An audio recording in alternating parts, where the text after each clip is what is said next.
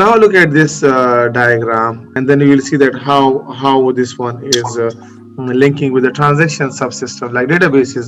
Like in the operating system they have it. Like for example, operating system they are interacting with the hardware, with the keyboards, input output devices, with the files over there. Okay. Similarly, the DBMS transaction they are also linked with the databases over there, because anything in the memory, in the buffer, it's temporary. The RAM is temporary unless and until it is goes into the hard drive. Okay, so here in the hard drive and in the storage device, this is permanent, right? This is permanent.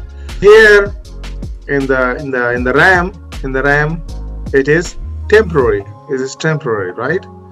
Why? Because it can, until and unless it is stored permanently, it will not be saved over there, right? So just see that how the DBMS like works over there. It takes some like there is system manager. System managers take the data, the transactions from the database you store over there, and then they have access manager will give access to the different user who is allowed to access this data.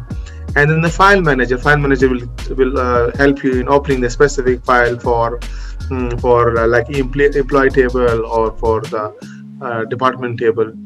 And this information will be then in the RAM. So in the RAM, the buffer, there is a buffer, means like a random access memory. Buffer manager will see that recovery of the manager if there is any failure over there.